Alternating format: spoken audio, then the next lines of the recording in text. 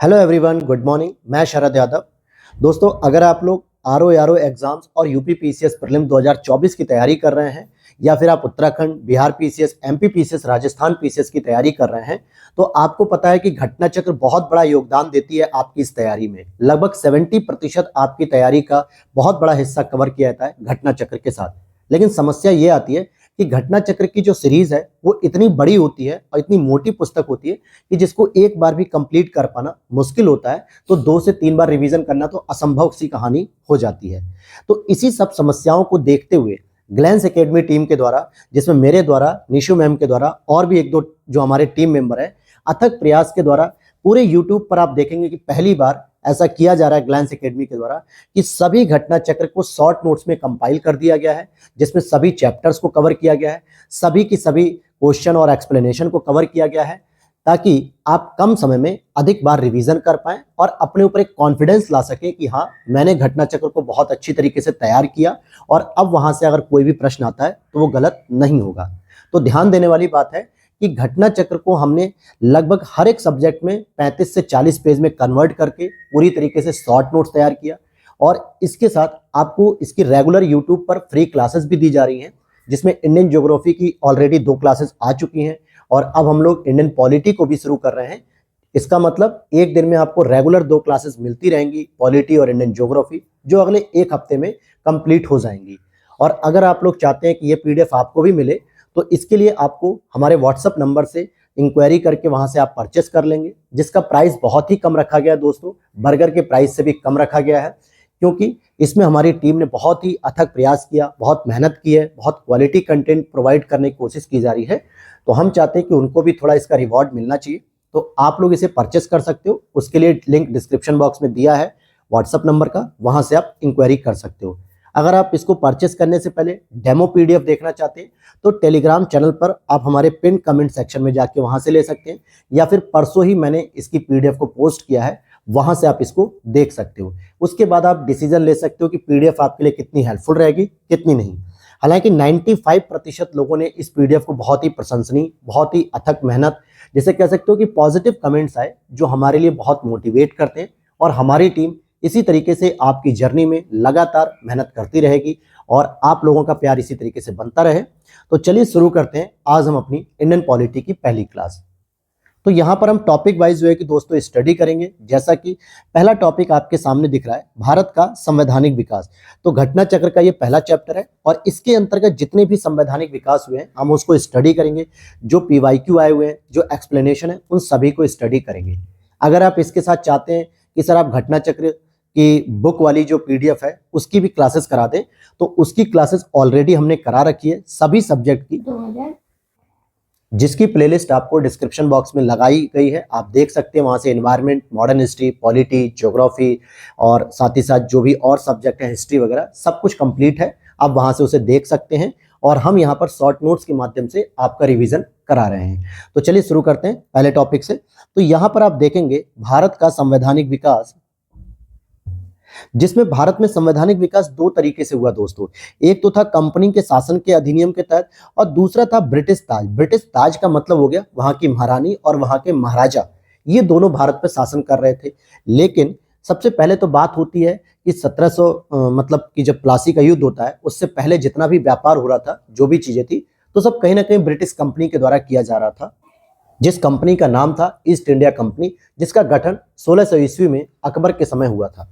तो इसमें आप देखोगे कंपनी के शासन के तहत 1773 से 1853 तक का शासन होता है, क्योंकि 1773 में पहली बार कंपनी के द्वारा रेगुलेटिंग एक्ट जो है कि लाया गया। और रेगुलेट का मतलब क्या होता है? विनियमित करना, यानी कि रेगुलेट करना, नियंत्रित करना। तो इससे संबंधित क्या हुआ, भारत में जितनी भी कंपनी हमारे यहाँ काम कर रही थी ईस्ट इंडिया कंपनी के अंतर्गत, और जो भी व्यापार हो रहा था उसको रेगुलेट करने के लिए रेगुलेटिंग एक्ट लाया गया कंपनी के द्वारा पहली बार। और 1853 तक लगभग 80 साल तक इन्होंने रेगुलेट किया, सारी चीजें इन्होंने प्रोसीजर में की।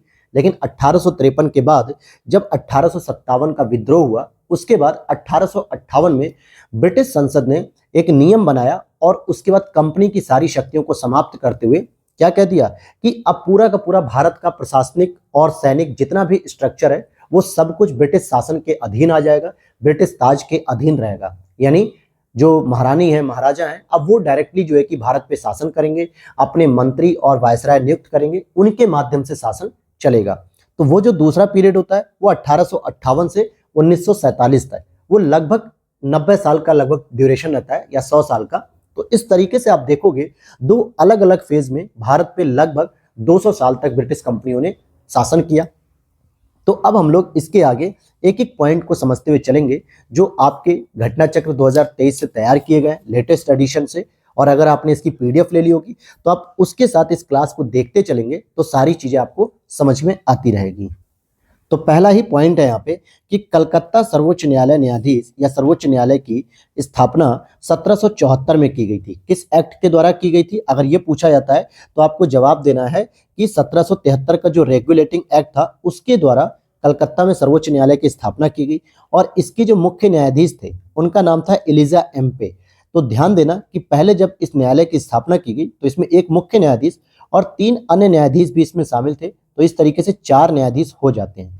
तो जो अन्य 3 थे, एक का नाम चैम्बर्स था, एक का नाम हाइट था, एक का नाम स्टीफन था। तो ये भी प्रश्न कई बार पूछ लिया जाता है कि निम्नलिखित में से कौन सा न्यायाधीश सर्वोच्च न्यायालय में शामिल नहीं था, एक ऑप्शन आपको बदल दिया जाता है। तो यहां तक आपने समझा। अब इसके बाद सूची फर्स्ट और सूची सेकंड का यहाँ पर मिलान किया जा रहा है। और इसी में ये जो आपको स्टीफन दिख रहे हैं, बहुत लोग कंफ्यूज हो जाएंगे, इन्हीं का जो दूसरा नाम था दोस्तों वो लेमेस्टर था, या इनका पूरा नाम था ये लेमेस्टर। ठीक है, एग्जाम में अक्सर लेमेस्टर भी आ जाता है, तो ये नाम आपको याद रखना है। अब अगले पॉइंट पर हम चलते हैं। अच्छा, जिन लोगों ने अभी तक ज्योग्राफी की क्लास नहीं देखी है, शॉर्ट नोट्स की पहली और दूसरी लेक्चर, तो प्लीज आप लोग प्लेलिस्ट मैंने बना दी है, आप वहां पर जाके देख सकते हैं, जहां पर इस शॉर्ट नोट्स की क्लास हम लोग कवर कर रहे हैं बहुत ही अच्छी तरीके से। और अब देखते हैं इसको, अगला पॉइंट है सूची फर्स्ट और सूची सेकंड का मिलान करना।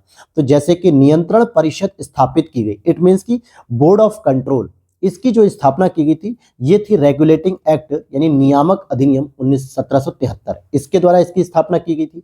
वहीं इंग्लिश मिशनरियों को भारत में कार्य करने की अनुमति जो दी गई थी, इट मींस की जो ईसाई धर्म का वर्चस्व बढ़ाना था या ईसाई धर्म का प्रचार प्रसार करना था, तो जो ईसाई मिशनरी थी, इंग्लिश मिशनरी या ईसाई मिशनरी, तो उसको भारत में जो अनुमति दी गई थी 1813 के चार्टर अधिनियम के द्वारा दी गई। वहीं गवर्नर जनरल की परिषद में कानूनी सदस्य की नियुक्ति चार्टर अधिनियम 1833 के द्वारा की गई। और इसी समय लॉर्ड मैकाले की क्या की गई थी, नियुक्ति की गई थी, जो आगे चल के मैकाले कोडिफाइड या मैकाले संहिता का निर्माण करता है, जो कानून के लिए स्टैब्लिश की जाती है, क्योंकि उसे कानून मंत्री के रूप में वहां पे सेलेक्ट किया जाता है। और चौथा प्रश्न आता है अब आपका यहाँ पे, अगला प्रश्न है किनसे भारत में अंग्रेजी शिक्षा की नींव पड़ी। तो ये वाला प्रश्न जो है दोस्तों कई बार यूपी पीसीएस में भी पूछा गया है और यूपीएससी में भी पूछा गया है, कि पूछ लिया जाता है कि भारत में जो अंग्रेजी शिक्षा का जो विकास हुआ उसमें किन किन पॉइंट का योगदान रहा।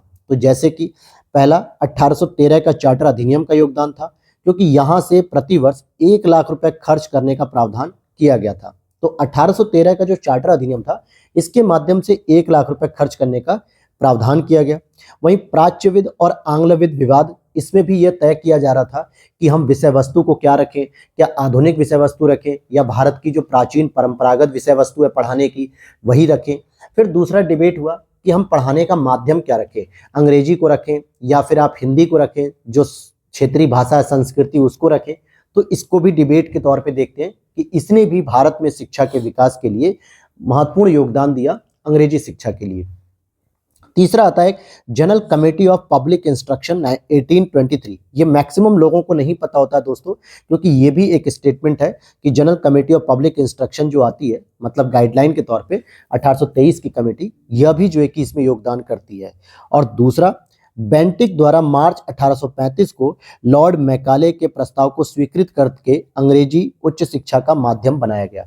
तो ध्यान देना, हालांकि लॉर्ड मैकाले की जो अपॉइंटमेंट हुई थी वो एक कानूनी मंत्री या विधि मंत्री के तौर पे हुई थी 1834 में, क्योंकि 1833 के चार्टर अधिनियम से हमने बताया कि इसमें कहीं ना कहीं एक कानूनी सदस्य की नियुक्ति की गई थी। तो इसने मैकाले मिनट भी बनाया बाद में शिक्षा को लेकर, और ये तय किया कि जो हम शिक्षा पद्धति अपनाएंगे उसमें हम अंग्रेजी भाषा का प्रयोग करेंगे, न कि हिंदी भाषा का। तो अंग्रेजी भाषा का प्रयोग करने के लिए जो श्रेय जाता है वो लॉर्ड मैकाले साहब को जाता है। अब यहाँ पर एक और अगला पॉइंट हम पढ़ेंगे कि चार्टर एक्ट 1813 के द्वारा कंपनी के अधिकार में लिए गए भारतीय राज्य क्षेत्रों पर ब्रिटिश राज्य संप्रभुता स्थापित कर दी गई थी। कहने का मतलब क्या हो गया दोस्तों कि जब 1813 का जो कंपनी अधिकार आता है अर्थात कि चार्टर एक्ट, उसमें कह दिया था कि जितने भी क्षेत्र कंपनी के अधिकार में थे अब उनको भारतीय राज्य क्षेत्रों पर किसका आधिपत्य हो जाएगा, ब्रिटिश राज्य का हो जाएगा, ब्रिटिश राज्य का। और इसी के बाद 1858 के अधिनियम द्वारा भारत का राजस्व ब्रिटिश संसद के सीधे नियंत्रण में लाया गया। अर्थात जो भारत का राजकोषीय खाता था या राजकोष खजाना था उसको ब्रिटिश संसद के नियंत्रण में ला दिया गया।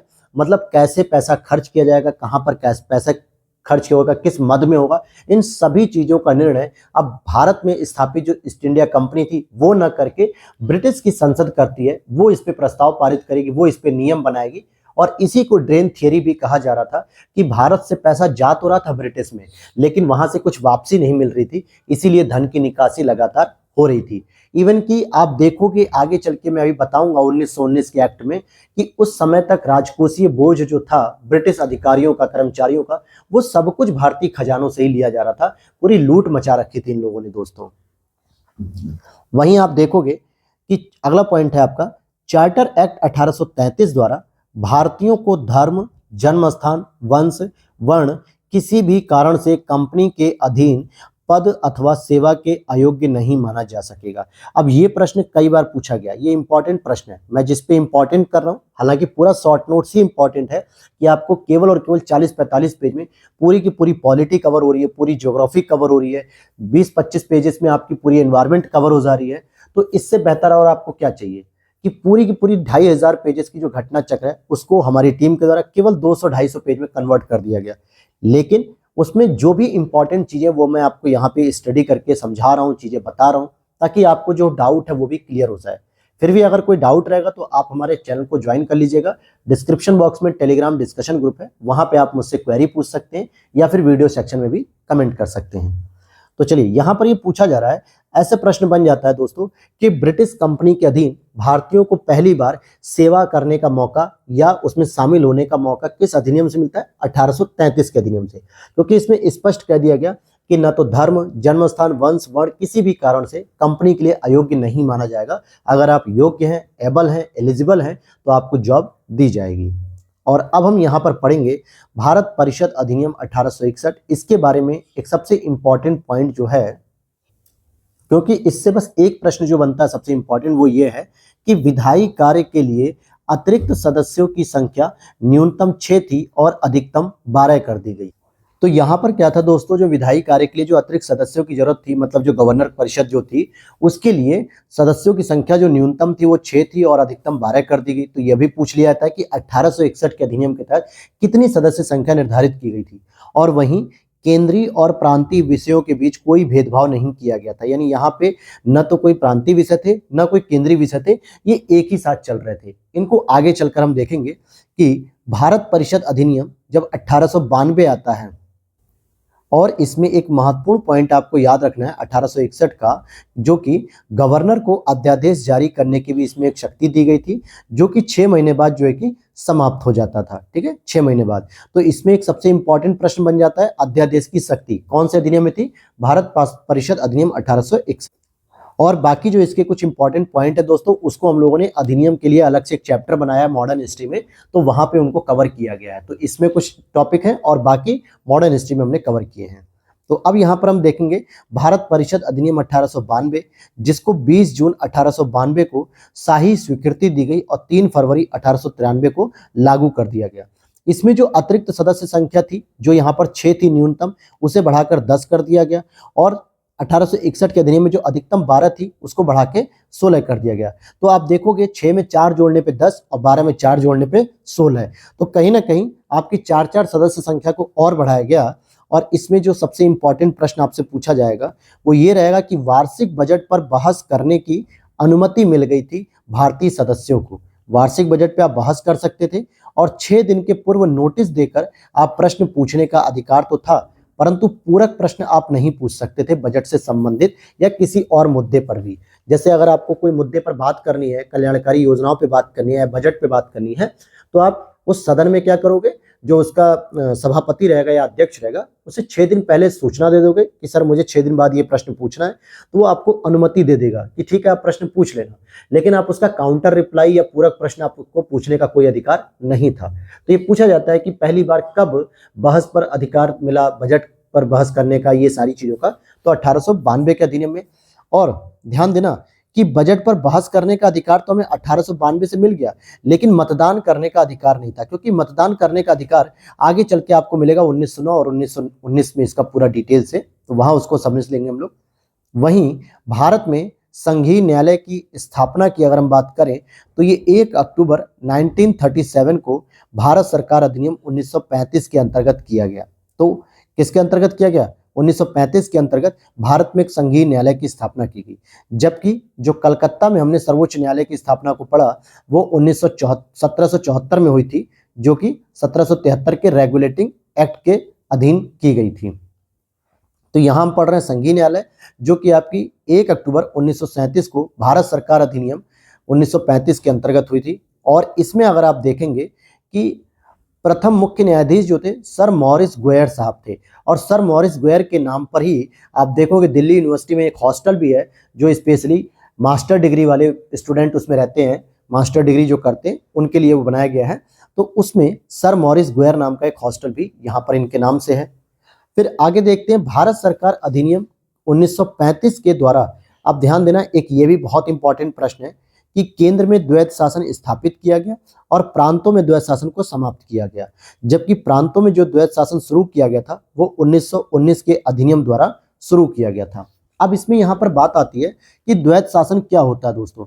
तो द्वैत शासन का जो मतलब होता है, इसमें 2 तरीके के विषयों को हस्तांतरित किया जाता है। एक होता है आपका आरक्षित विषय और एक होता है आपका हस्तांतरित विषय। हस्तांतरित जो विषय होते हैं, जो भारतीयों द्वारा नियुक्त किए गए नेता होते हैं, जो अपॉइंट किए गए या जिनका चुनाव किया था, उनको दे दिया जाता था सामान्यतः वो विषय जिसमें पैसे का खर्च होता था, कल्याणकारी योजनाएं होती थी, वो विषय भारतीयों को दे दिए गए। और जो आरक्षित विषय से जिससे वित्त का कलेक्शन होता है, जैसे टैक्स कलेक्शन हो गया, कहीं पे रूल रेगुलेशन हो गया, लॉ एंड ऑर्डर मेंटेन करना हो गया, तो ये सभी गवर्नर जनरल या वायसराय अपने पास रखते थे। तो इसी को हम द्वैत शासन कहते हैं। तो प्रांतों में तो ये होता ही था, लेकिन प्रांतों में 1935 के अधिनियम से समाप्त करके केंद्र में ला दिया गया। आगे देखें तो भारत शासन अधिनियम 1919 की अगर हम बात करें तो इसमें पृथक सांप्रदायिक निर्वाचन व्यवस्था को सिखों, यूरोपियों, भारतीय ईसाइयों, एंग्लो इंडियनों के लिए भी विस्तारित किया गया। तो अब आपके दिमाग में आना चाहिए सर 1909 में हमने पढ़ा था मार्ले मिंटो का, तो बिल्कुल आपने सही पढ़ा है कि 1909 का जो मार्ले मिंटो सुधार अधिनियम आता है, जिसमें पृथक निर्वाचन की बात की गई थी, पृथक सांप्रदायिक निर्वाचन की, लेकिन उसमें सबसे पहले उसका जो विस्तार हुआ है वो मुस्लिमों के लिए किया गया है। तो उसमें केवल मुस्लिमों के लिए स्पेशली रखा गया था, लेकिन 1919 में इस व्यवस्था को बढ़ा के सिखों को भी पृथक निर्वाचन दे दिया गया, यूरोपियों को भी दिया गया, भारतीय ईसाइयों को भी और एंग्लो इंडियन को भी। इस तरीके से ब्रिटिश सरकार ने या ब्रिटिश शासकों ने, गवर्नर ने धीरे धीरे भारत को आंतरिक रूप से खोखला करने की पूरी रणनीति का विस्तार किया। 1909 फिर 1919, फिर आगे चल के आप देखोगे इनका विस्तार 1935 में भी होगा। सांप्रदायिक निर्वाचन जो होता था, कम्युनल अवार्ड जो 1932 में आएगा, रैमजे मैकडोनाल्ड जो वहां के प्राइम मिनिस्टर थे, तो ये सारी चीजों के माध्यम से इन्होंने भारत को विभाजित करने का प्रयास किया निर्वाचन क्षेत्रों के आधार पे। तो आपने समझ लिया इसको 1909 और 1919 का जो अंतर था। फिर यहां देखते हैं केंद्र और प्रांतों के मध्य भी शक्तियों का बंटवारा संघीय और प्रांतीय विषयों में किया गया था। यानी कुछ विषय जो है कि संघीय सूची को दे दिए गए थे और कुछ विषय जो है कि प्रांतीय सूची को दे दिए गए थे, यानी कि प्रांतों, जिसे हम राज्य सूची कहते हैं। और उसके बाद हम देखेंगे कि यहीं पर कुछ समवर्ती होने के साथ अपशिष्ट वाली व्यवस्था भी आती है, जिसपे केंद्र सरकार अर्थात ब्रिटिश का जो है कि शासन होता था। अब जैसे मैं इसी चीज का चर्चा कर रहा था आपसे कि द्वैत शासन का अर्थ क्या होता है, तो पहला पॉइंट आप देखोगे, पहला पॉइंट है कि एक होता है आरक्षित विषय दोस्तों और एक होता है हस्तांतरित विषय। तो आरक्षित विषय की बात करेंगे तो ये गवर्नर जनरल के अधीन होता है। किसके अधीन होता है? गवर्नर जनरल के अधीन। और हस्तांतरित विषयों की बात करेंगे तो ये होता है आपके मंत्रियों के अधीन। ठीक है, और ये मंत्री कौन होते हैं? जो भारतीय जनता के द्वारा चुनाव में जीत कर आते हैं। और गवर्नर के अधीन जो होते हैं वो आरक्षित विषय, जैसे न्याय करने का काम गवर्नर ने अपने पास रखा था कि ताकि इससे वो ब्रिटिश हितों को पूरा कर सके और किसी भी ब्रिटिश अधिकारी को बचा सके। भू राजस्व यानी कि टैक्स का कलेक्शन करना है तो भी अपने पास रखा। वित्त की व्यवस्था और पुलिस व्यवस्था की जरूरत पड़ने पे क्रांतिकारियों को दबाया जा सके, आतंकवादी गतिविधियों को रोका जा सके, और सिंचाई ऐसे तो आदि ऐसे विषय आप देखोगे जिससे ब्रिटिश शासन को सीधा प्रभावित होना पड़ रहा था, सीधे प्रभाव मिल रहा था। लेकिन मंत्रियों को क्या दिया गया? ऐसे विषय दिए गए जिस पर खर्च करना था, जिस पर पैसे लगाने थे, जो कि वित्त का योगदान करना था, और ये ब्रिटिश की जिम्मेदारी नहीं थी, भारतीय मंत्रियों की थी। जैसे स्थानीय स्वशासन, अब लोकल लेवल पर आपको अगर कोई भी नीति बनानी है, कोई भी पॉलिसी बनानी है, कोई डिसीजन लेना है, कोई इंफ्रास्ट्रक्चर डेवलपमेंट करना है, तो वो आपकी खुद की जिम्मेदारी भारतीयों की। शिक्षा की बात करें, कृषि की बात करें तो इसमें भी पैसा लगता। स्वास्थ्य की बात करें, अब सामुदायिक स्वास्थ्य केंद्र अगर खोलना हो, किसी डॉक्टर को पढ़ाई करनी हो, कोई दवाई बनानी हो, तो भारतीयों की जिम्मेदारी थी। और अगर आप इसे पूरा नहीं कर पा रहे हो तो भारतीय जनता आपको ही कोस रही है। तो इससे क्या हुआ कि ब्रिटिश जो अधिकारी थे, ब्रिटिश जो नेता थे, सांसद थे, यानी कि गवर्नर जनरल, ये सब ये इन कार्यों से मुक्त रहते थे, इन पे इस चीज का कोई दबाव नहीं था। तो इसी को हम कहते हैं द्वैत शासन, जिसको प्रांतों में जो है कि 1919 के अधिनियम से शुरू किया गया और 1935 के अधिनियम से प्रांतों में समाप्त करके केंद्र में शुरू कर दिया गया। अब यहां देखेंगे हम, भारत सरकार अधिनियम 1919 के द्वारा केंद्र में द्विसदनीय विधायिका बनाई गई। अब ये दोस्तों एक ऐसा टॉपिक है जिसको मैंने इजीली क्लियर किया है, क्योंकि ये एक बार मेरा भी प्रश्न गलत हुआ था 2019 के प्रीलिम्स एग्जाम में। क्योंकि यहाँ पर हम क्या सोचते हैं कि केंद्र सरकार, या यूं कहें कि केंद्र में जो द्वैध शासन आता है वो 1935 में आता है। सिंपल यही रटा हुआ है लोगों को। लेकिन यहाँ ध्यान देने वाली बात है कि यहाँ पे शक्तियों का वितरण है कि मंत्रियों और गवर्नर के बीच में। लेकिन यहाँ प्रश्न क्या कह रहा है कि केंद्र में द्विसदनीय विधायिका, यानी जो अभी तक एक ही सदन चलता था, अब उसके लिए एक दूसरा सदन भी तैयार किया गया है। और ये 1919 के अधिनियम में, जैसे राज्य परिषद जो आज की राज्यसभा के समकक्ष है, जिसको ऊपरी सदन कहा जाता है, और फिर एक केंद्रीय विधानसभा जो कि निचले सदन के तौर पे आज की लोकसभा के तौर पे। ये वही केंद्रीय विधानसभा है जिसमें 1925 में विट्ठल भाई पटेल जी अध्यक्ष के रूप में नॉमिनेट होते हैं, जो स्वराज पार्टी की एक जीत के रूप में होता है। और बाद में एक राज्य परिषद भी रहनी चाहिए थी। तो राज्य परिषद की अवधि जो है वो दोस्तों 5 साल की है। सदस्यों की जो इसमें संख्या होती थी वो होती थी 60, जिसमें 33 तो निर्वाचित होते थे और 27 मनोनीत। तो ये जो निर्वाचित थे ये पूरे भारत के क्षेत्रों से आते थे, सामान्यतः वहाँ की जनता के द्वारा या वहाँ के प्रशासकों के द्वारा चुने जाते थे। और जो 27 थे उन्हें गवर्नर जनरल अपने हिसाब से, अर्थात वायसराय अपने हिसाब से नॉमिनेट करता था, मनोनीत करता था।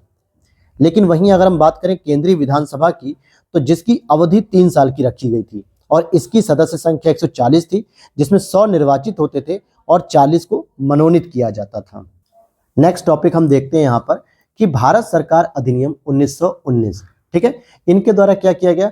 तो सीमित महिलाओं को मताधिकार प्रदान किया गया। अब आपसे प्रश्न पूछ लेता है कि महिलाओं को पहली बार मताधिकार कब दिया गया, और वो क्या पूरी तरीके से सार्वभौमिक था? तो हम कहेंगे सार्वभौमिक नहीं था। सार्वभौमिक का मतलब होता है कि एक देश में रहने वाले सभी नागरिकों को मताधिकार देना। तो क्या भारत में जितनी भी महिलाएं थी क्या सभी को मताधिकार था? बिल्कुल नहीं था। 3 कैटेगरी थी। एक तो संपत्तिशाली होना चाहिए, यानी उसका भी क्राइटेरिया थे कि आपके पास इतना मकान, इतनी जमीन, इतनी पूंजी होनी चाहिए, तब आपको मतदान का अधिकार मिलेगा। दूसरा, आप पढ़े लिखे हो, तो महिलाएं उस समय पढ़ी लिखी तो बहुत ही कम थी। तीसरा जो है कि आप अगर बड़े घराने से या बड़ी उच्च जाति से अगर आप संपर्क रखते हो तो आपको मतदान मिलेगा। तो ये सीमित मताधिकार था। लेकिन आपसे प्रश्न पूछा जाता है कि भारत में महिलाओं को पहली बार मताधिकार कब दिया गया? तो 1919 के अधिनियम से, और वहां पे ऑप्शन में आपको 1909 भी मिलता है। वहीं 1935 के एक्ट द्वारा विधानमंडल में महिलाओं, दलितों, श्रमिकों के लिए स्थान आरक्षित किए गए। अब ये ध्यान देने वाली बात है कि जो चुनाव होते हैं विधानमंडल के, जो कि केंद्र अधिनियम, केंद्र के स्तर पे, राज्य के स्तर पे, तो उसमें SC ST के लिए, श्रमिकों के लिए, फीमेल्स के लिए स्थानों को रिजर्व किया जा रहा था कि भाई इन स्थानों से केवल ये महिलाएं चुनाव लड़ सकती हैं, इन स्थानों से केवल ये दलित चुनाव लड़ सकते हैं, और इन स्थानों से केवल श्रमिक चुनाव लड़ सकते हैं। तो इस प्रकार से विधानमंडल में सीटों का जो आरक्षण था वो 1935 के अधिनियम के द्वारा लाया गया। हालांकि अभी वर्तमान सरकार के द्वारा 2 महीने पहले ही नारी शक्ति वंदन करके एक अधिनियम लाया गया, जिसमें महिलाओं के लिए रिजर्वेशन किया गया। लोकसभा सीट में, विधानसभा में 33% का आरक्षण कर दिया गया कि जितनी भी सीट है उस पर 33% आरक्षण जो है कि अब महिलाओं को मिल गया। अब वहां से केवल महिलाएं ही चुनाव लड़ेंगी। तो यही तरीका जो था 1935 के अधिनियम में किया गया था।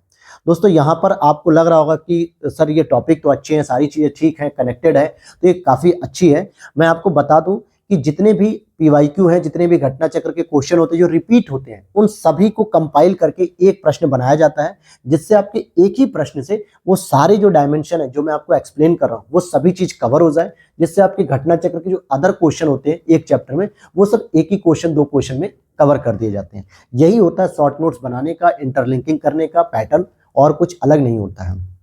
वीडियो अच्छी लग रही हो तो लाइक कर देना, पहली बार आया तो चैनल को सब्सक्राइब जरूर कर लेना, और इसकी पीडीएफ परचेस कर लीजिएगा। ये मेरी पर्सनली सलाह रहेगी, इसलिए नहीं कि जो है कि बहुत उससे जो है कि बहुत महंगी है जो भी, इसलिए कि आप कम समय पे आप उसको रिवीजन कर पाओगे, और क्लास के साथ रेगुलर आप उसको अगर देखते हो तो आप चीज़ों को समझ के एडिट भी कर पाओगे, वहाँ पे कुछ एक्स्ट्रा चीज़ों को ऐड कर पाओगे जो मैं बता रहा हूँ, तो आपके लिए बेनिफिट रहेगा। अब यहाँ पर हम देखते हैं, और एक छोटी सी रिक्वेस्ट ये भी रहेगी कि आप और भी लोगों के साथ इसको शेयर करें, इस वीडियोस को, इस चैनल को, ताकि अधिक से अधिक लोगों तक ये पहुंच सके, क्योंकि आप लोगों के लिए हम इतनी मेहनत कर रहे हैं, क्वालिटी कंटेंट दे रहे हैं। आप लोग वीडियो को लाइक भी करते हो, पसंद भी करते हो, कमेंट भी करते हो, लेकिन शेयर नहीं करते हो दोस्तों, ताकि अधिक से अधिक लोगों तक ये पहुंच नहीं पा रही है चीजें। तो चलिए देखते हैं अगले पॉइंट को। केंद्रीय विधानसभा का निर्वाचन भारत शासन अधिनियम 1919 के तहत किया गया, और कब कब हुआ? तो एक हुआ था आपका 1926 में पहली बार, और दूसरा हुआ था 1945 में। ध्यान देने वाली बात है कि केंद्रीय विधानसभा का जो निर्वाचन हुआ वो भारत शासन अधिनियम 1919 के तहत हुआ। क्यों हुआ? क्योंकि आपको मैंने अभी बताया कि 1919 के अधिनियम के द्वारा ही भारत में द्विसदनीय व्यवस्था को लागू किया गया केंद्र में, यानी एक राज्य परिषद बनाई गई और एक केंद्रीय विधानसभा। तो इस केंद्रीय विधानसभा का चुनाव तो 1919 के अधिनियम से ही होना था, जिसमें एक बार 1926 में हुआ और दूसरा 1945 में हुआ, और इसका कार्यकाल कितना था? 3 साल था।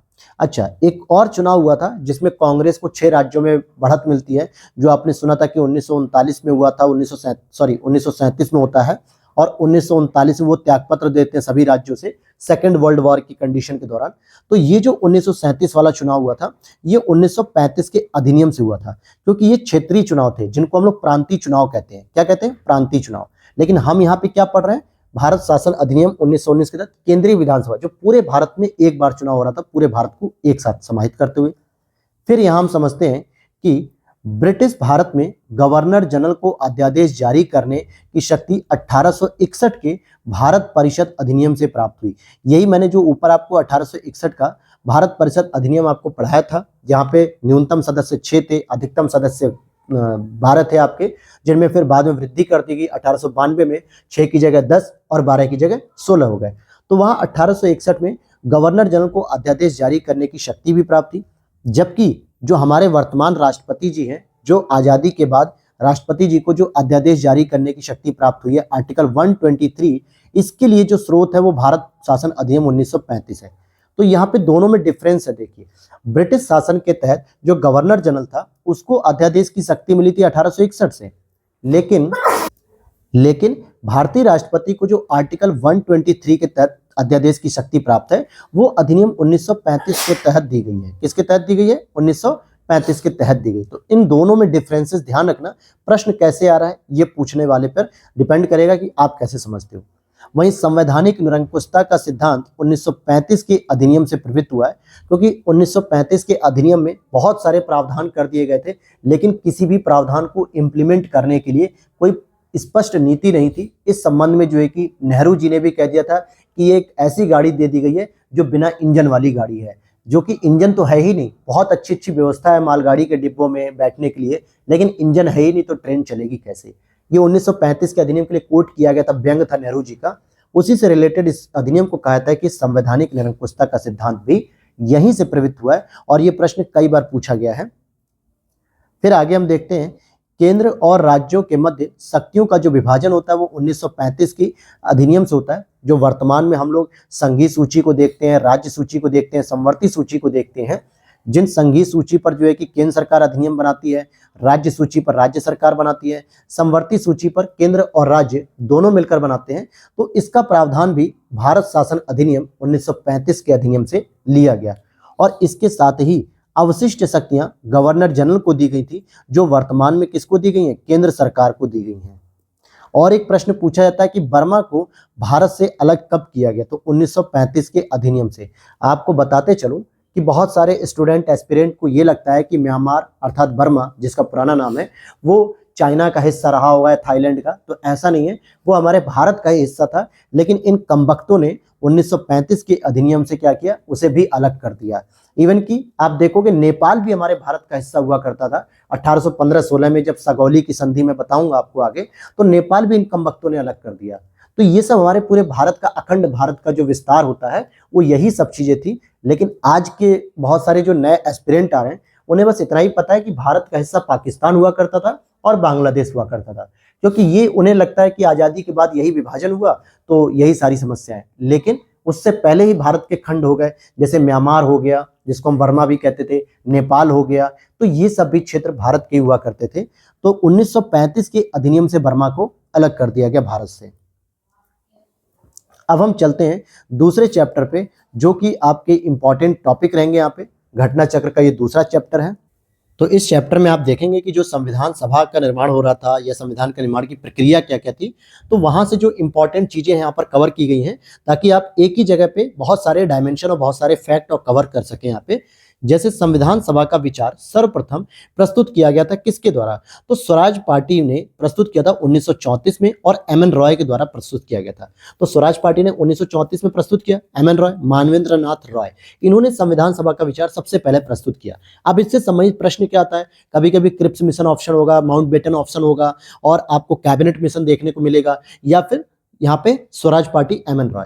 तो स्वराज पार्टी पहली थी जिसने 1934 में एक संविधान सभा का विचार रखा कि क्यों ना हम अपने देश के लिए एक संविधान सभा के माध्यम से अपना संविधान निर्माण करें, और जिसके माध्यम से हम शासन प्रक्रिया को संचालित करेंगे। वहीं संविधान का निर्माण करने का प्रस्ताव क्रिप्स मिशन के द्वारा दिया गया, संविधान सभा द्वारा जो है कि हम संविधान का निर्माण करेंगे, और क्रिप्स मिशन के प्रस्ताव में क्या क्या बिंदु शामिल थे इसको देखेंगे। तो क्रिप्स मिशन दोस्तों 1942 में भारत में आते हैं, जब द्वितीय विश्व युद्ध में भारतीयों का सहयोग चाहते हैं ब्रिटिश वाले और अमेरिकी वाले। तो वहां पर जब लॉर्ड लिलिथगो फेल हो जाते हैं अगस्त प्रस्ताव 1940 के माध्यम से, तो अमेरिकी दबाव के कारण ही ब्रिटिश ने क्या किया, क्रिप्स मिशन के तहत भेजा भारत में 1942 में, कि किसी भी तरीके से भारतीयों को मनाओ और भारतीयों का सहयोग चाहिए हमें द्वितीय विश्व युद्ध में।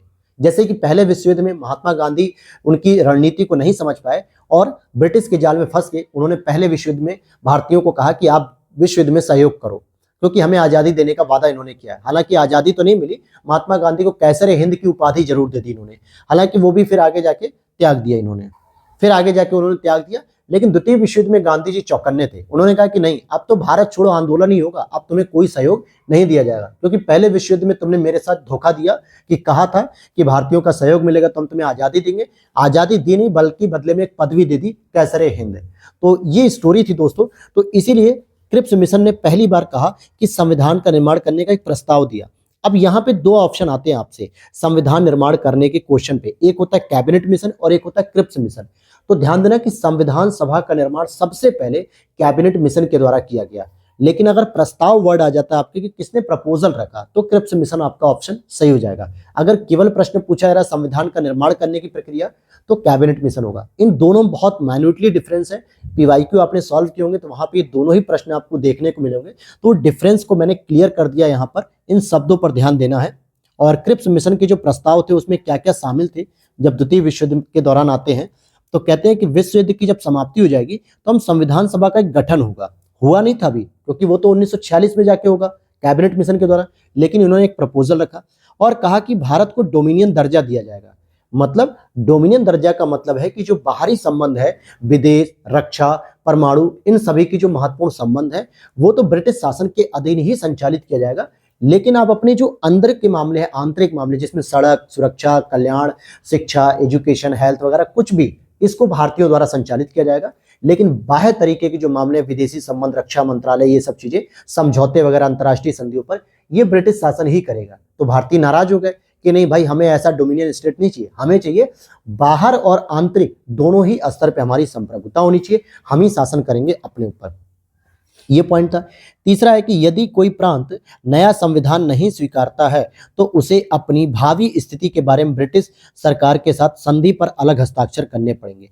यानी यहाँ पे आप देख रहे हो कहीं ना कहीं इन्होंने एक पॉइंट छोड़ दिया कि कोई प्रांत अगर संतुष्ट नहीं होता है भारतीय संविधान में शामिल होने के लिए तो ब्रिटिश से एक अलग संधि कर सकता है। इस तरीके से तो भारत में देशी रियासतें बहुत सारी थी, बहुत सारे प्रांत थे, तो भारत कई टुकड़ों में बैठ जाता। इस पॉइंट पे भी कांग्रेसियों ने नाराजगी जताई और रिजेक्ट कर दिया इस पॉइंट को।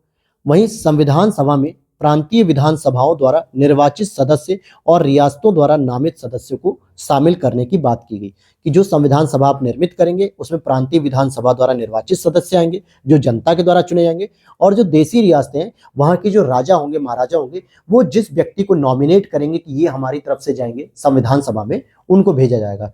तो ये केवल अभी विचार था, केवल कागजों पर था, हालांकि ये इंप्लीमेंट नहीं हुआ था। लेकिन फिर आगे जब हम कैबिनेट मिशन को पढ़ेंगे जो कि मार्च 1946 में भारत में आते हैं, क्योंकि इस पे भी एक क्रम होता है कि क्रिप्स मिशन कब आया, कैबिनेट मिशन कब आया, माउंटबेटन प्लान कब आया, तो ये सारा एक क्रम होता है जो प्रश्न आपसे पूछे जाते हैं। तो मार्च 1946 में जब कैबिनेट मिशन आए तो सर स्टैफोर्ड क्रिप्स थे, पैथिक लॉरेंस थे उसमें, और एवी अलेक्जेंडर थे। तो इस तरीके से जब कैबिनेट मिशन आता है तो भारत में ये तीनों ही जो है कि क्या थे, तीनों ही विदेशी थे, अर्थात स्टैफोर्ड क्रिप्स, पैथिक लॉरेंस और एबी अलेक्जेंडर। फिर वहीं पे भारतीय संविधान का जो संविधान सभा का जो गठन हुआ वो हुआ है आपका कैबिनेट मिशन 1946 के अंतर्गत। अब यहीं पे मैं आपको प्रश्न क्लियर कर रहा था कि अगर आपसे पूछा जाए कि भारतीय संविधान सभा का प्रस्ताव जो है कि किसके द्वारा दिया गया, और ऑप्शन में आपको कैबिनेट मिशन भी देखने को मिले और क्रिप्स मिशन भी 1942 का, तो आपको टिक लगाना है क्रिप्स मिशन पे। किस पे लगाना है? क्रिप्स मिशन पे। लेकिन अगर प्रश्न आता है कि भारतीय संविधान सभा का गठन किया गया किस अधिनियम के द्वारा या किस मिशन के द्वारा, तो आपको दोनों में से ऑप्शन को चूज करना है, कैबिनेट मिशन को। और अगर आपसे पूछ लिया जाए प्रश्न कि भारतीय संविधान सभा के गठन का प्रस्ताव, या यूं कहें कि भारतीय संविधान सभा के गठन की बात सबसे पहले किसने की, और अगर आपका ऑप्शन वहां पे एम एन रॉय दिया हुआ है या स्वराज पार्टी दी हुई है, तो आपको वही टिक लगाना है, क्योंकि Swaraj party, M N Roy ने ही सबसे पहले 1934 में इसकी बात रखी थी। और उसके बाद आप देखोगे कि जो आपका पहला प्रश्न यहाँ पे होता है कि प्रथम अंतरिम राष्ट्रीय सरकार की जो घोषणा की गई थी 24 अगस्त 1946, और ये प्रश्न आपसे पूछा गया है यूपी पीसीएस 2021 के प्रीलिम्स में है या फिर 2022 के प्रीलिम्स में है। वहां पर बहुत सारे बच्चे कंफ्यूज थे क्योंकि उन्होंने अक्सर बुकों में पढ़ा कि सितंबर 1946 को जो है कि गठन किया गया अंतरिम सरकार का। लेकिन ध्यान देना कि जो जवाहरलाल नेहरू जी के नेतृत्व में अंतरिम सरकार का गठन 2 सितंबर 1946 को किया गया, उसकी घोषणा कब हुई थी ये प्रश्न पूछा था। तो घोषणा वर्ड पे आपको फोकस करना है, जिसकी घोषणा कर दी गई थी 24 अगस्त 1946 में कि एक अंतरिम सरकार का गठन किया जाएगा, और आगे चल के 6-7 दिन बाद जब सितंबर का महीना आता है तो नेहरू जी के नेतृत्व में वहां पे उसकी गठन कर दिया गया। मैक्सिमम बुक में हम लोगों ने यही पढ़ा है, चाहे फिर आप महेश बर्णवाल को पढ़ो, चाहे लूसेंट पढ़ो, चाहे स्पेक्ट्रम पढ़ो, लेकिन पीवाईक्यू के एनालिसिस से ये आपने देखा कि घोषणा की बात भी पूछ ली गई थी एग्जाम में, और ये 90% स्टूडेंट गलत करके आ गए थे, क्योंकि उन्होंने ऑप्शन 2 सितंबर भी दिया था और सब लोग पढ़ रहे हैं गठन, तो वहां पे ये क्वेश्चन गलत हो गया। लेकिन यही चीज होती है, जो छोटी छोटी पॉइंट होते हैं, डिफरेंस होते हैं, जिसको आपको क्लियर करना है इस शॉर्ट नोट्स के साथ। और आप देखोगे कि कहीं ना कहीं आप घटना चक्र की जब शॉर्ट नोट्स को अच्छे से आप पढ़ लोगे, सेल्फ स्टडी भी कर लोगे, रिवीजन कर लोगे, तो बहुत ही आपको अच्छा लगेगा कि आप एक कॉन्फिडेंट रहेंगे अपने आप को लेके एग्जाम हॉल में। और इसके लिए आप पीडीएफ को परचेस कर लीजिए। पीडीएफ के लिए व्हाट्सएप नंबर नीचे दिया गया है डिस्क्रिप्शन बॉक्स में, वहां से आप इंक्वायरी ले सकते हैं और बाकी सारी जानकारी आपको वहां पर मिल जाएगी। तो चलते हैं दोबारा टॉपिक पे कि 24 अगस्त 1946 को अंतरिम राष्ट्रीय सरकार की घोषणा हुई और जिसका कार्यभार 2 सितंबर 1946 को संभाला गया, जिसके अध्यक्ष जो थे वो वायसराय साहब थे और उपाध्यक्ष या उपसभापति पंडित जवाहरलाल नेहरू जी थे। ध्यान देना, इनके नेतृत्व फिर इसका गठन होता है। तो गठन कब हो रहा है, यानी कार्यभार कब संभाल रहे हैं? 2 सितंबर 1946 को, और यही ऑप्शन मैक्सिमम लोगों ने लगा दिया था, जबकि यहाँ घोषणा पूछा गया था और घोषणा 24 अगस्त 1946 को की गई थी। जब 2 सितंबर 1946 को गठित हुई थी अंतरिम सरकार, तो उसमें कुछ पद थे जो मिलान करने के लिए आ जाते हैं। प्रमुख पदों की बात करें, जैसे शिक्षा मंत्री की बात करेंगे तो सी राजगोपालाचारी जी थे, लेकिन स्वतंत्र भारत में पहले शिक्षा मंत्री कौन बनते? सर्वपल्ली राधाकृष्णन, जो हमारे 2 बार उपराष्ट्रपति भी रह चुके हैं और 1 बार राष्ट्रपति के पद को भी उन्होंने सुशोभित किया है। तो अब यहां पर देखना है कि उन्हीं के नाम पर 5 सितंबर को हम लोग शिक्षक दिवस मनाते हैं, लेकिन यहां अंतरिम सरकार का पूछ रहा है और ऑप्शन से आपको सर्वपल्ली राधाकृष्णन भी मिलेगा। तो ये छोटे छोटे मिस्टेक आपको नहीं करने, पूरे क्लियर कट में आपको डिफरेंस कर रहा हूं, अंतर बता रहा हूं, ताकि अगर आप लेक्चर ढंग से सुन रहे होगे तो वो कंफ्यूजन आपके दूर हो जाएंगे। वहीं श्रम मंत्री की बात करें तो जगजीवन राम जी श्रम मंत्री बनते हैं, और खाद्य कृषि मंत्री की बात करें तो ये राजेंद्र प्रसाद जी थे, जो बाद में स्वतंत्र भारत के पहले राष्ट्रपति बनते हैं। और यहां लिख रहा है जबकि सर्वपल्ली राधाकृष्णन जी इस सरकार के सदस्य थे ही नहीं, यानी वो अंतरिम सरकार के सदस्य नहीं थे, क्योंकि वो उस समय कॉमनवेल्थ मतलब जो राष्ट्रमंडल थे उसके किसी एक देश के वो उच्चायुक्त पद पर थे, वो भारत में अंतरिम सरकार में शामिल नहीं थे। फिर आता है आपका जून 1945 की एक बैबल योजना पूछी जाती है। यहां पर भी आपसे क्रम पूछ लिया जाता है। जैसे आप देखोगे कि जो मुंबई में जो हुआ था, तो वहां पे एक तलवार नाम का जो जहाज था, जिसे सेना विद्रोह भी कहते हैं, मतलब नौसेना विद्रोह, जो 1946 में हुआ था आपका 19 फरवरी 1946। फिर वहीं पे जून 1945 की बैबल योजना, 1944 की श्री राजगोपालाचारी योजना, इनका एक क्रम लगाने को आ जाता है प्रश्न में, तो ये आपको याद रखना है। वहीं बैबल योजना का जो प्रस्ताव था दोस्तों, तो कार्यकारी परिषद में मुसलमानों और हिंदुओं की संख्या को बराबर करना, क्योंकि ये चाह रहे थे कि अब किसी भी तरीके से भारत का विभाजन रोका जा सके, या जो है कि अपने अधिकार को और मजबूत रखा जाए, मतलब ब्रिटिश और भी शोषण कर सके। तो इन्होंने भारतीयों को, मतलब कांग्रेसियों और मुस्लिम लीग को संतुष्ट करने के लिए कह दिया कि भाई मुस्लिम और हिंदू दोनों की संख्या हम कार्यकारी परिषद में बराबर रखेंगे, लेकिन उसका जो अध्यक्ष होगा वो वायसराय ही रहेगा। यहाँ लिखा वायसराय और कमांडर इन चीफ, यानी कि जो नौसेना का अध्यक्ष होगा, इनको छोड़कर सभी सदस्य भारतीय होंगे, पूरे के पूरे परिषद के सदस्य भारतीय होंगे, जिसमें आधे हिंदू और आधे मुसलमान रहेंगे। लेकिन जो सर्वोच्च लीडर है, कमांडर इन चीफ और वायसराय, वो ब्रिटिश रहेंगे। राजनीतिक और संवैधानिक गतिरोध दूर करना इनका उद्देश्य था। और ये प्रश्न कई बार पूछा जाता है कि बैबल योजना का प्रमुख उद्देश्य क्या था दोस्तों, तो राजनीतिक और संवैधानिक गतिरोध को दूर करना था। जबकि सी राजगोपालाचारी योजना का उद्देश्य क्या था, कांग्रेस और मुस्लिम लीग के बीच में एकता स्थापित करना था। बात को सुनना फिर से, सी राजगोपालाचारी योजना जो थी वो 1944 में जो आई थी, उनका उद्देश्य था कांग्रेस और मुस्लिम लीग के बीच में एक समन्वय स्थापित किया जा सके, ताकि इन जो मुद्दों को समाधान निकाला जा सके। और बैबल योजना का था राजनीतिक और संवैधानिक गतिरोध दूर करना। इनका उद्देश्य कभी भी ये नहीं था कि हिंदू और मुस्लिम एकता को दृढ़ करना हो, ऐसा कभी उद्देश्य नहीं था। हालांकि इन्होंने कहा कि मुसलमान और हिंदुओं की संख्या बराबर रहेगी अब, लेकिन इनका कभी ये उद्देश्य नहीं था कि हम हिंदू और मुस्लिमों में दोबारा एकता स्थापित कर सकें। अब चलते हैं हम संविधान सभा से संबंधित कुछ पॉइंट को समझ लेते हैं कि जब संविधान सभा का गठन कर दिया गया कैबिनेट मिशन के द्वारा जो 1946 में, तो पहला पॉइंट आता है कि क्या ये वयस्क मताधिकार पर आधारित थी, तो हम कहेंगे नहीं, ये वयस्क मताधिकार पर आधारित नहीं थी, क्योंकि इसमें देशी रियासतों के कुछ प्रतिनिधि शामिल थे जो वयस्क मताधिकार पर नहीं चुने गए थे। जनता के द्वारा इनका चुनाव नहीं किया गया था डायरेक्ट तौर पर। वहीं अप्रत्यक्ष निर्वाचन का ये परिणाम थे, अर्थात देशी रियासतों के जो राजा महाराजा थे या फिर ब्रिटिश प्रांतों के, तो उनके द्वारा इनको नियुक्त किया गया था, एक तरीके से कह सकते हो इनडायरेक्टली।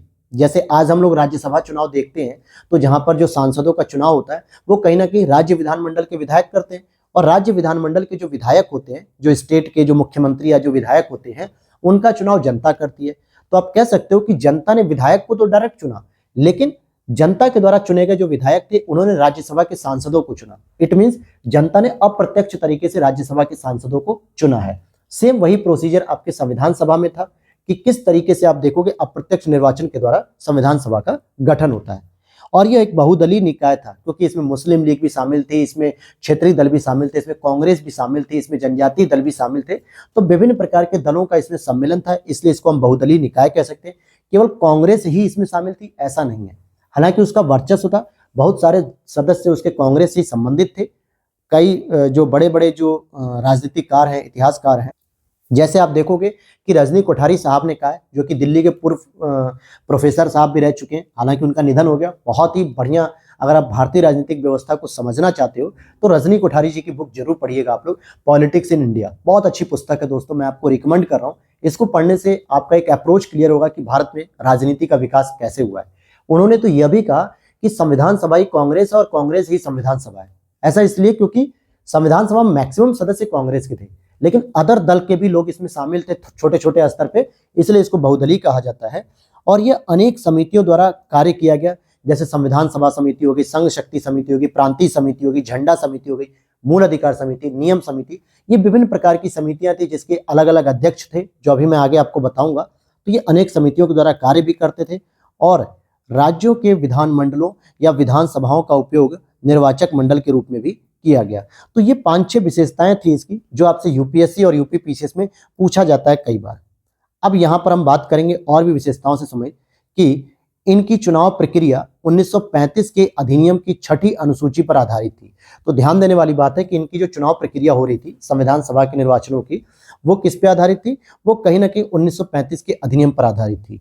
और अल्पसंख्यक समुदाय जैसे कि ईसाई हो गया, एंग्लो इंडियन, पारसी आदि को पर्याप्त प्रतिनिधित्व इसमें दिया गया था। इसीलिए ये बहुदलीय अधिनियम के तहत आती है, यानी कि बहुदलीय इसमें लोग शामिल थे। अब देखते हैं हम इसको अगले पॉइंट की ओर और देखते हैं। अब यहाँ पर हम देखेंगे कि कई बार आपसे प्रश्न पूछा जाता है कि अस्थायी सदस्य और स्थायी अध्यक्ष, इसके बारे में पूछा जाता है। तो सच्चिदानंद सिन्हा इसके अस्थायी सदस्य थे। जो संविधान सभा की जो पहली बैठक थी 9 दिसंबर 1946 को, तब ये हुआ कि अभी एक परमानेंट अध्यक्ष हमें नहीं मिल पा रहा है, तो किसी को भी एक टेम्पोररी अध्यक्ष के रूप में बना लो, जिसके निर्देशन में हम इस काम को शुरू करें, क्योंकि इतिहास के स्वर्ण अक्षरों में इसका इतिहास लिखा जाएगा। तो पता होना चाहिए कि भाई इन्होंने एक अध्यक्ष या एक लीडर के अंतर्गत काम किया, नेतृत्व में काम किया, अपने मनमानी नहीं की है। फिर उसके बाद 9 दिसंबर के बाद जब कार्यप्रणाली शुरू की गई, तो 11 दिसंबर को एक परमानेंट स्थायी अध्यक्ष की बात की गई, जिसका नाम था डॉक्टर राजेंद्र प्रसाद जी, और इनको ही परमानेंट स्थायी अध्यक्ष बनाया गया। अच्छा, कभी कभी क्या होता है दोस्तों कि आपसे ऐसा प्रश्न पूछा जाता है जो कंफ्यूजिंग स्टेटमेंट होता है, ठीक है, मैं आपको वो भी क्लियर कर दूं। कभी क्या होता है कि पूछा जाता है आपसे कि भाई संविधान सभा के पहले अस्थायी अध्यक्ष कौन थे, तो ये तो क्लियर होता है सच्चिदानंद। स्थायी अध्यक्ष कौन थे? राजेंद्र प्रसाद। लेकिन जब प्रश्न इस स्तर पे आ जाता है कि संविधान सभा के पहले अध्यक्ष कौन थे, न वहां पे स्थायी की बात हो रही है, न अस्थायी की बात हो रही है, और ऑप्शन में आपको सच्चिदानंद सिन्हा भी मिलेंगे, राजेंद्र प्रसाद भी मिलेंगे, तो आपको उत्तर चूज करना है राजेंद्र प्रसाद का। क्योंकि अगर वहां पे आयोग ने प्रश्न पूछा है कि संविधान सभा के पहले अध्यक्ष कौन थे, तो उसमें हिडन होता है कि वो स्थायी अध्यक्ष की बात कर रहा है, न कि अस्थायी। टेम्पोररी वाले अध्यक्ष की कोई वैल्यू नहीं होती है, वो तो बस काम चलाने के लिए लिख दिया जाता है, या यूं कहें कि उनको नियुक्त किया गया था। अगर अस्थायी पूछना होता तो अस्थायी लगाता है शब्द को, अदरवाइज जब कुछ भी नहीं लगा रहा है, स्थायी या अस्थायी कुछ भी नहीं, तो आपको राजेंद्र प्रसाद को ही उत्तर सही मानना है। और आयोग ने कई बार पीवाईक्यू में देखोगे या आप टीचिंग वैकेंसी में देखोगे, जो यूपी की टीचिंग वैकेंसी है, उसमें भी राजेंद्र प्रसाद को ही सही उत्तर माना गया है। और अब यहां पर हम देखते हैं कि उसी समय आप एक उपाध्यक्ष की भी कल्पना कर सकते हैं। तो उस उपाध्यक्ष में अगर आप देखोगे कि जो पहले अस्थायी उपाध्यक्ष बने थे, सच्चिदानंद सिन्हा अस्थायी अध्यक्ष थे, उपाध्यक्ष कौन थे? फ्रैंक एंथोनी थे। लेकिन जब स्थायी अध्यक्ष की बात हो गई, राजेंद्र प्रसाद जी स्थायी अध्यक्ष बन गए, तो स्थायी यानी कि परमानेंट उपाध्यक्ष भी एक चाहिए थे, तो एच.सी. मुखर्जी थे। और एच.सी. मुखर्जी जी का पूरा नाम क्या है, ये कमेंट सेक्शन में आपको बताना है। हालांकि मैं यहाँ पे बता सकता था, लेकिन ये आपके लिए एक छोटा सा टास्क मैंने छोड़ दिया है, ताकि आप लोग जो स्थायी अध्यक्ष तक ही सीमित रहते हैं, उपाध्यक्ष को भी जानिए कि कौन उस समय होते थे। अब बात करेंगे जवाहरलाल नेहरू ने उद्देश्य प्रस्ताव को 13 दिसंबर 1946 को, जो कि संविधान सभा की एक 5वीं बैठक थी, 9 दिसंबर, 11 दिसंबर, 13 दिसंबर को हम लोग जो तीसरी देखते हैं, लेकिन उस बीच और भी बैठकें हुई, तो इनकी 5वीं बैठक थी, उसमें रखा था, जिसे 22 जनवरी 1947 को पारित कर लिया गया। और बाद में संविधान सभा के द्वारा संविधान के मुख्य पृष्ठ पे इसको प्रस्तावना शब्द से जो है कि जोड़ दिया गया, जिसमें 1960 में बेरुवारी केस में निर्णय दिया सुप्रीम कोर्ट ने कि आप इसमें संशोधन, मतलब कि इसको जो है कि संविधान का भाग नहीं माना गया। लेकिन 1973 के केशवानंद केस में कह दिया गया, केशवानंद भारतीय निर्णय में, कि यह एक संविधान का प्रमुख अंग माना गया है और इसमें संशोधन भी कर सकते हो, जिसके तहत 42वें संविधान संशोधन के द्वारा समाजवाद, अखंडता, पंथ निरपेक्ष जैसे शब्दों को इसमें जोड़ा गया है। तो ये क्लियर हो गया आपको।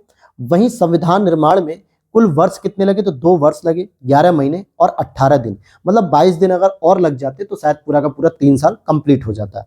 और कुल कितने अधिवेशन हुए थे, तो 11 अधिवेशन हुए थे और 165 दिन तक लगातार चले थे। अब उसमें बीच में कभी जाड़ा, पाला, मौसम खराब हुआ, छुट्टी हो गई, लेकिन 165 दिन काम किया गया और 11 अधिवेशन हुए थे। कुछ और यहाँ पे फैक्चुअल इंफॉर्मेशन है जो पूछी जाती है आपसे, जैसे संविधान अंगीकृत कब हुआ? 26 नवंबर 1949 को। जब आप प्रस्तावना को पढ़ते हैं तो उसमें लिख के आता ना कि हम एतद द्वारा जो है कि कृष्ण शुक्ल सप्तमी में इस तिथि को 26 नवंबर को अपने संविधान को अंगीकृत करते हैं, अधिनियमित करते हैं, आत्मार्पित करते हैं। मतलब कि हमारा संविधान जो है कि स्वीकृत हो चुका था 26 नवंबर 1949 को। अब चाहे इसे अंगीकृत वर्ड कर दे या फिर एग्जामिनर स्वीकृत वर्ड कर दे, लेकिन अगर हम लागू की बात करते हैं यानी कि इन्फोर्समेंट की बात करेंगे, तो 26 जनवरी 1950 को इसे लागू कर दिया गया, क्योंकि इससे पहले हमें 24 जनवरी 1950 तक हमने एक राष्ट्रपति पद का चयन किया और उसमें डॉक्टर राजेंद्र प्रसाद जी को बैठाया, यानी वो विजयी हुए चुनाव जीतने के बाद, और 26 जनवरी 1950 से संविधान को लागू कर दिया गया। तभी से कहा जाता है भारतीय गणराज्य, यानी गणराज्य का मतलब कि हमने एक ऐसे राष्ट्रपति का चयन किया है जो ब्रिटिश की तरह कोई वंशानुगत नहीं है, बल्कि आम जनता के चुनाव के माध्यम से इनको चुना गया है। और अब ये जो संविधान चलेगा वो इसी गणराज्य के नाम पे चलेगा, जो कि लोकतंत्र का परिचालक होगा। वहीं आप देखोगे कि संविधान सभा की जो अंतिम बैठक हुई थी वो 24 जनवरी 1950 को हुई थी। कब हुई थी अंतिम बैठक? 24 जनवरी 1950 को। और इसी दिन राष्ट्रपति जी का चयन हुआ डॉक्टर राजेंद्र प्रसाद जी का। भारतीय संविधान को 26 नवंबर 1949 को किसके द्वारा अधिनियमित किया गया? तो भाई संविधान सभा के द्वारा अधिनियमित किया गया, और जिसमें 11वां संविधान अधिवेशन चल रहा था। कौन सा अधिवेशन? 11वां अधिवेशन। अच्छा, टोटल कितने दिन लगे? 165 दिन लगे थे। और आगे देखते हैं हम लोग यहां पर चीजों को।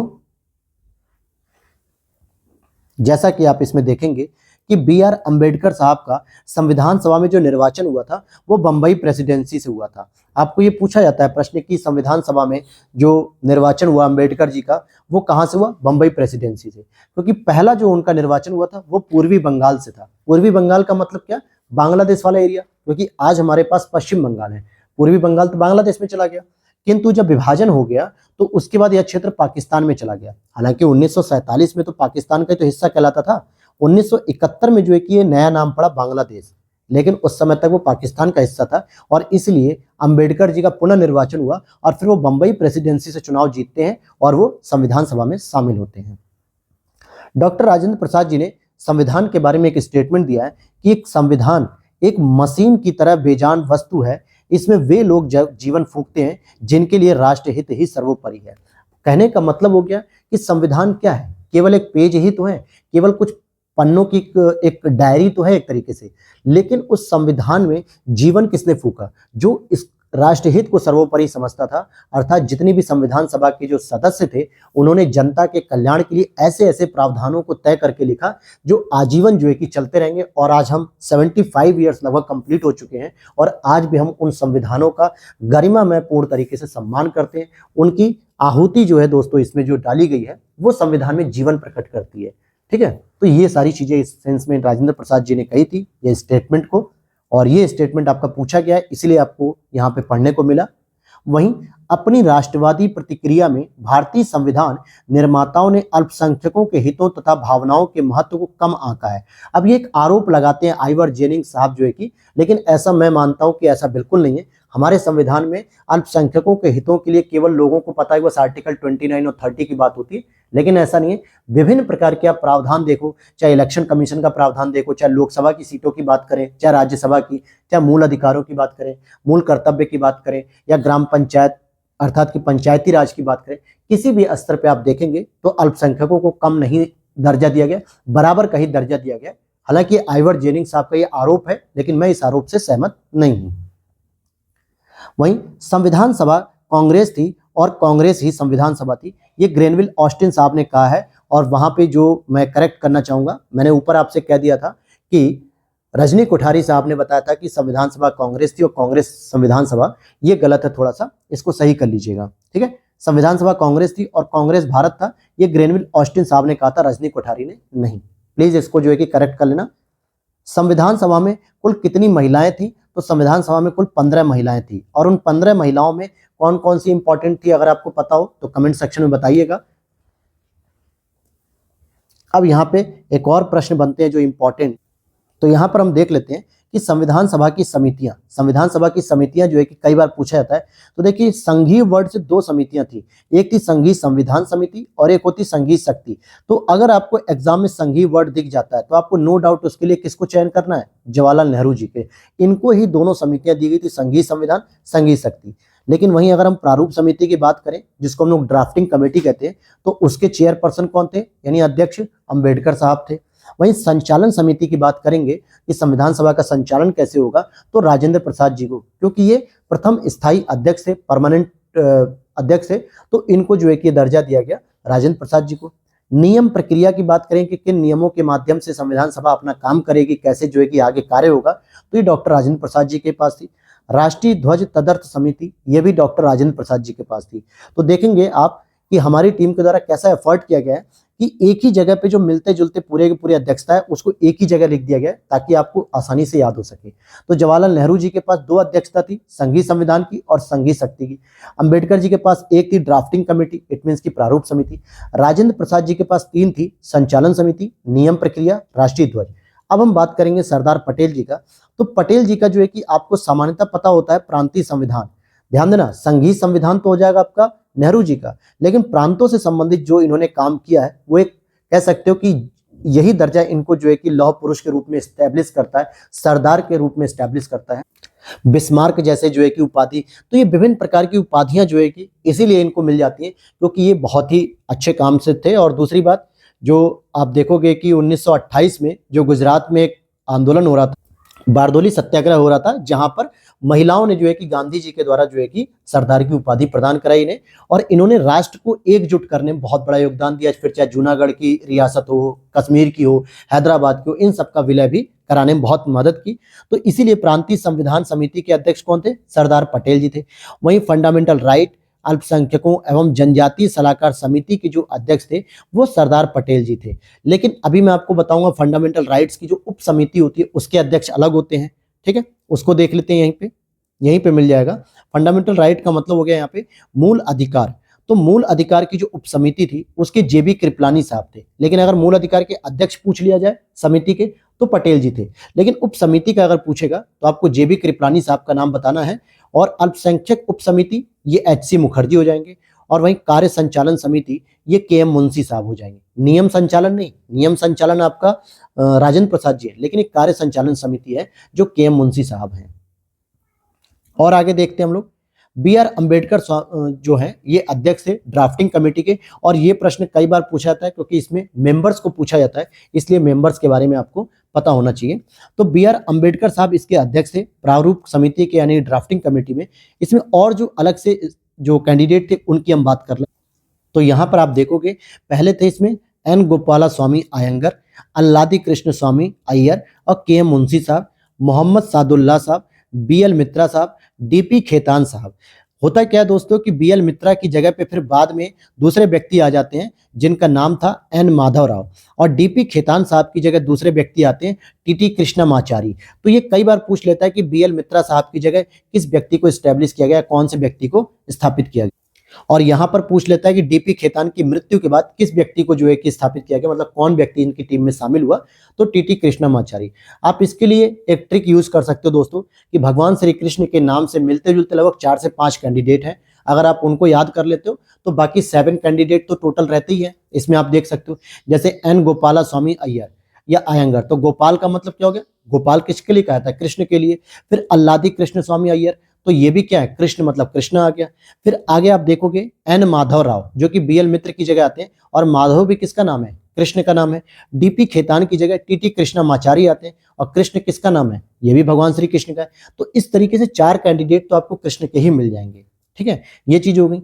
अच्छा, एक चीज जो आपको नहीं पता रहती होगी, प्रारूप समिति का गठन कब हुआ था, क्योंकि कई बार ये प्रश्न पूछा गया है। अध्यक्ष तो हमें पता होता है, उसके मेंबर पता होते हैं, लेकिन अगर हम बात करें प्रारूप समिति की जो गठन होता है वो 29 अगस्त 1947 को किया गया था। कब किया गया, 29 अगस्त 1947 को। तो दोस्तों ये तो थी आज की हमारी क्लास, और अब हम लोग कल से पढ़ेंगे अपने अगले टॉपिक की ओर, और जल्दी ही मैं इसकी एक नए सब्जेक्ट की और क्लास शुरू करूंगा, जिसमें आप लोग कमेंट सेक्शन में बताइएगा कि आप लोग हिस्ट्री की क्लास चाहते हैं या एनवायरनमेंट की चाहते हैं या बायोलॉजी की या फिर वर्ल्ड ज्योग्राफी, जो भी आपको सब्जेक्ट शुरू कराना है वो आप बता दीजिए। उसके शॉर्ट नोट्स ऑलरेडी हमने दे चुके हो, तो हम उसकी क्लास आराम से कर पाएंगे। हालांकि हिस्ट्री की बहुत सारे लोगों के साथ डिमांड आ रही है कि सर हिस्ट्री और फिजिक्स केमिस्ट्री और वर्ल्ड ज्योग्राफी कब तक आ जाएगा, तो हो सकता है वो बुधवार या बृहस्पतिवार तक जरूर आप लोगों को मिल जाएगा। उससे ज़्यादा डिले मैं नहीं करूंगा, क्योंकि आप लोगों को भी सेल्फ स्टडी करनी रहेगी, रिवीजन करना रहेगा, ताकि आप लोग भी प्रॉपर तैयार हो सकें इसके लिए। और पीडीएफ आपको कैसे लेनी है, इसकी कैसे परचेस करनी है, तो व्हाट्सअप नंबर दिया है डिस्क्रिप्शन बॉक्स में, वहां से आप इंक्वायरी कर सकते हो। उस व्हाट्सअप नंबर पर परचेस करने के लिए आप वहां से सारी चीज़ों को प्रोसेस कर सकते हैं। डेमो पीडीएफ के लिए आप टेलीग्राम चैनल को हमारे जो है कि फॉलो कर लीजिए, वहां पर हमने डेमो पीडीएफ ऑलरेडी अपलोड कर दिए, पिन कमेंट सेक्शन में भी है, वहां पे भी है। और इसके बारे में पूरी जानकारी अगर आपको चाहिए, शॉर्ट नोट्स के बारे में कि कैसे ये काम करेगा, कैसे आपके लिए हेल्पफुल रहेगा, तो आरओ स्ट्रैटेजी जो है कि हमने एक प्लेलिस्ट बना रखी है इसी नाम से, वहां पे सारी की सारी वीडियोस हैं इसकी, जिससे आपको पता चलेगा कि शॉर्ट नोट्स क्या है और ये कैसे काम करेंगे। तो मिलते हैं नेक्स्ट वीडियो में। Thanks for watching.